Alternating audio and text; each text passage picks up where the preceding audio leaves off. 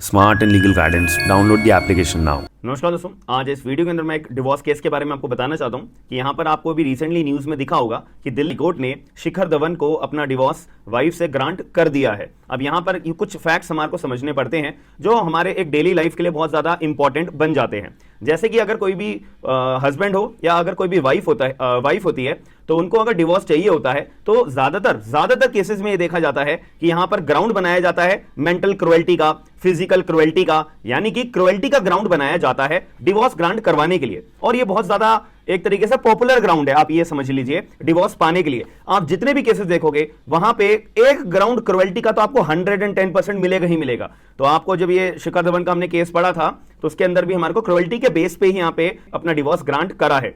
यहां पे इस ग्राउंड को हम डिफाइन करते हैं अंडर सेक्शन नंबर 13 अपना क्लॉज नंबर 1 पॉइंट नंबर 1 के ए सब क्लॉज सी के अंदर क्रुएल्टी का अपना एक ग्राउंड होता है जहां पर अगर कोई भी पार्टी को ये फील होता है कि मेरा जो पार्टनर है वो मेरे साथ में क्रुएल्टी कर रहा है, अब वो क्रुएल्टी मेंटल वाली हो सकती है, अब वो क्रुएल्टी फिजिकल वाली हो सकती है, तो इन दोनों ग्राउंड्स के ऊपर जो पार्टी अपना ये फील करती है, जो एग्रीव्ड पार्टी होती है, वो अपना कोर्ट में अपना डिवोर्स पिटीशन फाइल करते हैं और डिवोर्स फिर इनको कोर्ट दोनों पार्टीज के फैक्ट्स को कंसीडर करने के बाद में divorce grant at the end कर देता है, जो कि अभी दिल्ली हाई कोर्ट ने एट द एंड सारे फैक्ट्स को कंसीडर करने के बाद में शिखर धवन के केस के अंदर यहां पे डिवोर्स ग्रांट करा है। अब मुद्दे वाली बात यहां पर मेंटल क्रुएल्टी के आखिर शिखर धवन जो हमारे इतने पॉपुलर क्रिकेटर हैं, इनको क्या इतने ग्राउंड्स अपने इनके सामने क्या फैक्ट्स आए थे, कौन कौन से ग्राउंड उन्होंने मेंटल क्रुएल्टी को अपने प्रूव करने के लिए बताए थे, ये हमें समझना जरूरी होता है। क्या हुआ था कि जो शिखर धवन जी की अपनी वाइफ थी, अगर आप लोग जुडिशरी की तैयारी कर रहे हो तो याद रखिएगा हमारा एक नया बैच चालू हो रहा है इंडियन पिनल कोड 1860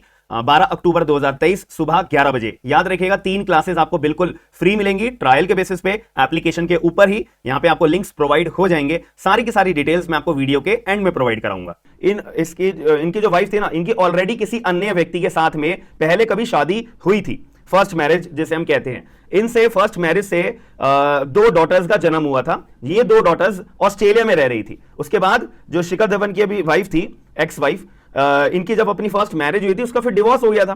फिर उसके बाद में जो ये वाइफ थी, जो ये लेडी थी, इन्होंने जो है फिर शिखर धवन जी के साथ में अपनी शादी रचाई थी। फिर जब शादी रचाने के बाद इनका एक बेटे का जन्म हुआ था। तब टोटल 3 बच्चे हो गए, 2 डॉटर्स जो वाइफ के फर्स्ट मैरिज से हुए और एक अपना बेटा जो शिखर धवन के साथ में, यानी कि वाइफ के सेकंड मैरिज जो शिखर धवन के साथ हुई है, इससे हुआ था। अब ये सभी लोग अपना वाइफ, दोनों daughters, sun and Shikhar Dhawan जी की वाइफ, ये सब लोग अपना ऑस्ट्रेलिया में रहते थे। अब यहां पे जब ग्राउंड सामने आए थे तो शिखर धवन ने यहां पे एलिगेशंस लगाए थे अपनी वाइफ के ऊपर एज अ मेंटल क्रुएल्टी का ग्राउंड बताते हुए कि मेरी वाइफ जो है ना भाई, मेरे को कंपेल करती है, मेरे को मजबूर करती है कि मेरे पास जितनी भी प्रॉपर्टीज है ना उसमें को ओनर मुझे भी बनाया जाए, कि मैं तुम्हारी वाइफ हूं तो तुम्हारे पे जितनी संपत्ति है ना उसके अंदर मुझे भी तुम ओनर बनाओ भाई, तुम फर्स्ट ओनर जाओगे, को ओनर मुझे बनाओ।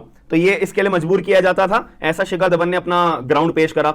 दूसरी बात कि शिखर धवन ने ये भी अपना ग्राउंड बताया कि जो मेरी वाइफ है ना यार, वो मेरे आईपीएल के जो बोर्ड ऑफ डायरेक्टर्स है, आईपीएल का जो पूरा बोर्ड है, उनको उल्टे सीधे मैसेजेस करती रहती है कि शिखर धवन ऐसा है वैसा है, मेरे को डिफेम करने के लिए। और जो मेरे फेलो क्रिकेटर्स हैं इनको भी जो है उल्टे सीधे डिफेमिंग मैसेजेस मेरे प्रति भेजती रहती है, मेरा नाम बदनाम करने के लिए। और यहां पे शिखर धवन ने एक और अपना डाला कि यहाँ पे जो डॉटर्स है ना, जो मेरी वाइफ की जो फर्स्ट मैरिज से जो डॉटर 2 हुई हैं जो ऑस्ट्रेलिया में रह रही हैं, उसका भी पैसा मुझसे मेंटेनेंस के रूप में मांगा जाता है, स्कूल की फीस का, एजुकेशन की फीस का, और रोज जो डेली बेसिस पे खर्चे होते हैं वो भी मेरे को पे करने पड़ते हैं। दूसरी बात यहां पर जब इतनी बात यहां पे हो गई, और जो मेरा अपना बेटा है, जो मेरी वाइफ से मेरे को मेरा बेटे का जो जन्म हुआ है भाई, मेरे को मेरे बेटे से भी मिलना नहीं दिया जाता है। मैं अपने बेटे से मिलने की कोशिश करता हूं, मेरी वाइफ मुझे बिल्कुल मिलने नहीं देती है, और मेरे साथ तो बिल्कुल भी नहीं रहती है, और ना मेरे बेटे को मिलने देती है, वगैरह वगैरह। तो इसी वजह से मेरे को बहुत ज्यादा टॉर्चर, इन सारे ग्राउंड्स की वजह से मुझे बहुत ज्यादा टॉर्चर फेस करने को मिलता है, जिसकी वजह से मेरे को मेंटल क्रुएल्टी बहुत ज्यादा देखने को मिलती है। तो जैसा मैं आपके सामने अपना डिवोर्स की मांग एज अ मेंटल क्रुएल्टी के तौर पे करने आया हूं, तो ये फैक्ट्स आए थे। तो under section number 13 of Hindu marriage act, अब इतनी ज्यादा सेक्शन के मैं डेप्थ में नहीं जाऊंगा क्योंकि ये हमारा एक तरीके से फैक्ट्स को फाइंडिंग के तौर पे वीडियो है, कोई हमारा प्रोविजनल वीडियो नहीं है। अब इसके अंदर यहाँ पे एक शादी का जो अपना कर्तव्य होता है, कंडीशन होती है, उसको पालन करने का क्या क्या पॉइंट्स होते हैं। सबसे पहली बात, हस्बैंड एंड वाइफ को अपना साथ में रहना मैंडेटरी है, कि आपने अगर शादी रचाई है तो इसका मतलब ये नहीं है कि आपका जब मन करेगा साथ रह लोगे, आपका जब मन करेगा अपना अलग अलग रह लोगे, आपका जब मन करेगा कि आप अपने बच्चे को साथ ले जाओगे, दूसरे पार्टनर अपने पार्टनर को बच्चे से मिलने नहीं दोगे, ऐसा नहीं चलता भाई। आप अगर शादी के अपने रिलेशनशिप में आए हो, मैरिज के रिलेशनशिप में आए हो, तो there are certain conditions, boundations और obligations which you have to fulfil. मतलब दोनों साइड से फुलफिल होनी चाहिए, केवल एक साइड से फुलफिल हो ऐसा काम नहीं चलेगा, क्योंकि दूसरे पार्टनर भी तो आपके साथ में रिलेशनशिप में आया है मैरिज के, तो इसमें दोनों को कर्तव्य अपने पूरे करने का यहाँ पे हक होता है। तो वही ग्राउंड्स यहाँ पे हमारे को समझ में आए कि बच्चे से मिलने नहीं दिया जा रहा, प्रॉपर्टीज के लिए कंपेल करा जा रहा है, मेंटेनेंस पे करने के लिए कंपेल करा जा रहा है, डिफेम करा जा रहा है, तो यहां पे ये बात आई। अब यहां पे एक पॉइंट आता है इररिवर्सिबल ब्रेकडाउन ऑफ मैरिज का प्रिंसिपल होता है कि भाई यहां पे अगर हस्बैंड को हम समझाएंगे कि भाई डिवोर्स मत ले, वाइफ को अगर हम समझाएंगे कि डिवोर्स मत ले, तो इतनी बुरी हालत हो चुकी है दोनों के रिलेशनशिप के अंदर कि जितना मर्जी इनको समझा लिया जाए, ये जब पार्टीज अपने साथ में रहेंगी तो दोनों पार्टीज का अपने आप का ही नुकसान होगा। तो ऐसी कंडीशन आ चुकी है कि यहां पर एक भी पॉइंट नहीं बचता है जहां पे हस्बैंड एंड वाइफ को समझा के बुझा के अपना आपस में साथ रहने के लिए इनको बोला जाए तो ये अपने आप का सुधार कर सके, अपने रिलेशनशिप का सुधार कर सके। तो इतनी बुरी हालत हो चुकी है, ऐसे इस टर्म को सुप्रीम कोर्ट ने अपना नवीन कोहली वर्सेस नीलू कोहली 2006 सुप्रीम कोर्ट ने एक नया कंसेप्ट का जन्म करा था। इसको बोलते हैं irreversible breakdown of marriage, irreversible breakdown theory of marriage. इसका मतलब यही होता है कि भाई बिल्कुल भी रिपेयर इनकी मैरिज हो ही नहीं सकती, बिल्कुल भी इनका रिलेशनशिप रिपेयर हो ही नहीं सकता है। अगर इनको साथ रहने के लिए बोलेंगे तो नुकसान ही होगा। तो इसको फिर इस irreversible breakdown theory of marriage का नाम दिया था सुप्रीम कोर्ट ने। अब इस थ्योरी के अंदर सुप्रीम कोर्ट ने बोला था कि भाई ऐसी कंडीशन अगर आएगी ना तो केवल हम हैं, यानी कि हम मतलब हम सुप्रीम कोर्ट हैं, केवल irreversible breakdown theory of marriage का ग्राउंड बना के शादी को डिवोर्स ग्रांट करने के लिए, और कोई कोर्ट पूरे इंडिया के अंदर irreversible breakdown theory of marriage के लिए अपना और कोई भी कोर्ट अपना जो है डिवोर्स नहीं दे सकता है। यह बात नवीन कोहली वर्सेस नीलू कोहली 2006 सुप्रीम कोर्ट ने बात क्लियर कर दी थी। लेकिन यहां पे भी तो ये स्थिति हो रखी थी शिखर धवन और उनकी वाइफ के साथ में कि भाई इनको समझाएंगे बुझाएंगे, आपस में बातचीत करेंगे म्यूचुअल कंसेंट से कि भाई हाँ चलो अब हम नहीं करेंगे, लड़ाई झगड़ा नहीं होगा। इनका भी यही केस था कि भाई कुछ मामला ही नहीं बचा था। बट ये तो मैटर अभी दिल्ली हाईकोर्ट के अंदर सामने चल रहा था। दिल्ली हाईकोर्ट तो यहाँ पे डिवोर्स ग्रांट कर नहीं सकता, क्योंकि मैंने अभी आपको बताया कि अगर irreversible breakdown theory of marriage का ग्राउंड बताना है तो भाई सुप्रीम कोर्ट से आपको डिवोर्स लेना पड़ेगा। ठीक है, तो यहां पे दिल्ली हाईकोर्ट ने के सामने जो पिटीशन प्रेजेंट करी थी शिखर धवन जी ने, वो इररिवर्सिबल के अंदर नहीं करी थी, वो इसीलिए मेंटल क्रुएल्टी के अंदर करी थी। लेकिन हालात फैक्ट्स इररिवर्सिबल वाले ही थे आपके सामने जो मैंने बताए हैं। तो यहां पे यही बात हुआ, तो दिल्ली हाईकोर्ट ने सारे के फैक्ट्स को कंसीडर करा, दोनों पार्टीज के पक्षों को अपनी बात को रखा, और उसके बाद यहां पे दिल्ली हाईकोर्ट ने यहां पे एज्यूम करा अपना परफेक्ट डिसीजन देते हुए कि भाई यहां पर ना डिवोर्स जो शिखर धवन ने अपना मेंटल क्रुएल्टी के ग्राउंड पे मांगा है वो दे देना चाहिए, बिल्कुल दे देना चाहिए। इतनी बुरी हालत, और यहां पे दिल्ली हाईकोर्ट ने बोला भाई सबसे बड़ा तो मेंटल क्रुएल्टी का ग्राउंड ये है कि बाप को अपने बच्चे से मिलने नहीं दिया जा रहा है। तो ये दिल्ली हाईकोर्ट ने बहुत बड़ा ग्राउंड मानते हुए यहां पे एक मेंटल क्रुएल्टी का डिवोर्स ग्रांट कर दिया था।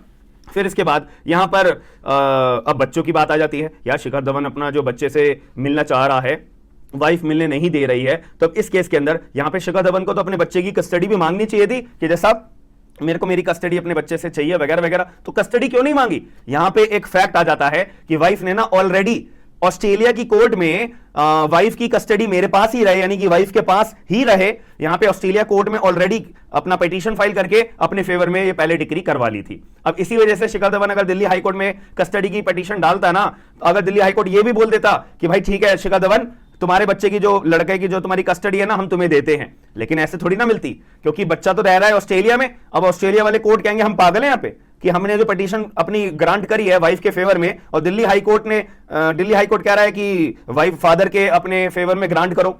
तो जब बात आएगी बच्चा कहां रह रहा है, बच्चा रह रहा है ऑस्ट्रेलिया में, तो लॉ कौन सा एप्लीकेबल होगा? ऑस्ट्रेलिया वाला। तो दिल्ली हाईकोर्ट का जो डिक्री होगी, पिटीशन होगी या केस होगा, क्या वो ऑस्ट्रेलिया की कोर्ट पे एप्लीकेबल होगा? ऑस्ट्रेलिया के अंदर एप्लीकेबल होगा? नहीं होगा। हालांकि यहां पे डिपेंड करता है कि ऑस्ट्रेलिया की जो कोर्ट है, अगर ऑस्ट्रेलिया की कोर्ट दिल्ली हाईकोर्ट के ऑर्डर को मान लेती है और बोल देती है ठीक है भाई हम जो है दिल्ली हाईकोर्ट का जजमेंट को मानते हुए बच्चे की कस्टडी शिखर धवन को दे देते हैं, तो बढ़िया काम हो जाता। लेकिन अगर ऑस्ट्रेलिया कोर्ट ना यहां पे डिस्क्रिशनरी पावर रखता है, ऑस्ट्रेलिया कोर्ट सामने मना भी कर देता कि भाई दिल्ली हाईकोर्ट होगा अपनी जगह पे, हम हैं अपनी जगह पे, दिल्ली हाईकोर्ट का जुरिडिक्शन ऑस्ट्रेलिया पे गवर्न नहीं करता, जो कि इंटरनेशनल लॉ के पर्सपेक्टिव में हम देखेंगे ना, बिल्कुल सही बात है, सीधी सी बात है। दिल्ली हाईकोर्ट का दायरा अपने अंदर ही तो है ना, अपने इंडिया में तो है, और ऑस्ट्रेलिया का दायरा अपने ऑस्ट्रेलिया में तो है। तो ऑस्ट्रेलिया अपनी जगह पे राजा है, दिल्ली हाईकोर्ट अपनी जगह पे राजा है। अब दिल्ली हाईकोर्ट ऑस्ट्रेलिया की कोर्ट को तो ये नहीं बोल सकता मेरा दिया गया ऑर्डर का पालन करो। ऑस्ट्रेलिया बोलेगा नहीं भाई हम नहीं कर रहे, जो करना है वो कर लो। सीधी सी बात है। तो इस केस में इसीलिए यहां पे शिखर धवन ने दिल्ली हाईकोर्ट के अंदर कस्टडी की मांग नहीं करी है, बट यहां पे मांग करी जा सकती है। और दिल्ली हाई कोर्ट ने रिकमेंड करा है कि भाई आप जो है भारत सरकार से ना यहां पे बात करो कि वो जो है ऑस्ट्रेलिया के अंदर कोर्ट से, सरकार से बातचीत करके आपकी कस्टडी दिलवाने की यहां पे मांग करी जाए। और बट फिर भी यहां पे at the end discretionary power Australia के कोर्ट के पास ही लाई करेगी, याद रखिएगा। तो ये हमारे यहाँ पे केस के अंदर आया था, क्योंकि इंटरनेशनल कोर्ट ऑफ जुरिडिक्शन का मुद्दा आ जाता है कि बाहर का अगर मुद्दा होता है तो जिस कोर्ट के अंदर आप यहाँ पे एक बात करी जाती है लेक्स लॉ की, लॉ ऑफ लैंड, कि सब्सटैंटिव राइट अगर आपका होता है, सब्सटैंटिव लाइबिलिटी अगर आपकी होती है, सब्सटैंटिव पेनल्टी आपके ऊपर अगर होती है, तो यहां पे लेक्स लॉकी का रूल लगता है, लॉ ऑफ लैंड का रूल लगता है कि जहां पे आपका राइट अराइज हुआ है, जिस देश की भूमि पे आपका राइट अराइज हुआ है, उस देश की भूमि का ही आपका लॉ लगेगा, उस देश की भूमि का ही कोर्ट का आपके ऊपर जो रूल्स है वो गवर्न होंगे। ये एक सीधी सी बात आ जाती है।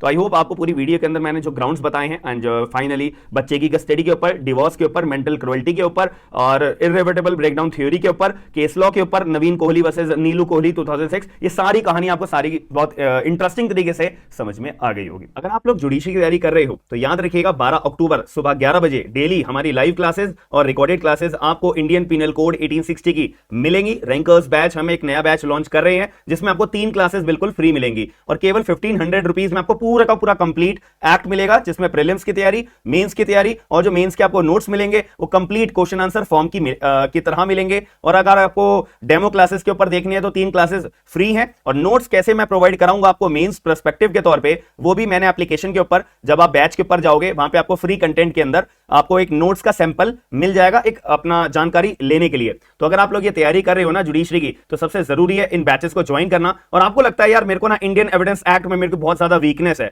तो कोई मेरे को इंडियन एविडेंस एक्ट का बैच मिल जाए, वो भी आपके लिए अवेलेबल है। यहां पे आपको स्क्रीन के ऊपर दिख रहा होगा, आप एप्लीकेशन के ऊपर जाओगे, स्टोर के अंदर आपको इंडियन एविडेंस एक्ट का भी बैच मिल जाएगा। अगर आपको लगता है कि यार मैं ना सीपीसी के अंदर बहुत ज्यादा वीक हूं, तो सीपीसी का भी बैच एक पर्टिकुलर मैंने बहुत ही ज्यादा एक्सटेंसिव तरीके से यहां पे प्रिपेयर करवा रखा है। तो यहां पे आपको फ्री में और एडिशनल में क्या मिलेगा, लिमिटेशन एक्ट की तैयारी करने को पूरी मिल जाएगी। तो सीपीसी प्लस लिमिटेशन आपको यहां पे मिलेगा, नोट्स, प्रीलिम्स की तैयारी, मेंस की तैयारी और आपको स्ट्रेटेजी कैसे हमारे को पढ़ना है, सीपीसी कैसे पढ़ना है, एविडेंस कैसे पढ़ना है, आईपीसी कैसे पढ़ना है, ये कंप्लीट डिटेल्स आपको पर्टिकुलर बैच वाइज के अंदर प्रोवाइड होंगी, याद रखिएगा। और आपको लगता है यार मेरे को ना लीगल ड्राफ्ट चाहिए, तो यहां पे आपको बहुत बढ़िया मौका है सारे के सारे जूनियर एडवोकेट्स के लिए। जो लोग ड्राफ्ट्स के लिए अपने भटकते हैं ना, तो उनको भटकने की जरूरत नहीं है। केवल 500 रुपीज के अंदर आपको 8000 से ज्यादा लीगल ड्राफ्ट प्रोवाइड बने बनाए आपको रेडीमेड बिल्कुल बने बनाए मिल जाएंगे। एडिट कर सकते हो अपने केस टू केस, अपने लैपटॉप के अंदर, अपने कंप्यूटर के अंदर, अपने मोबाइल के अंदर डाउनलोड कर सकते हो इजीली। जैसे ही आप ये परचेज कर लोगे,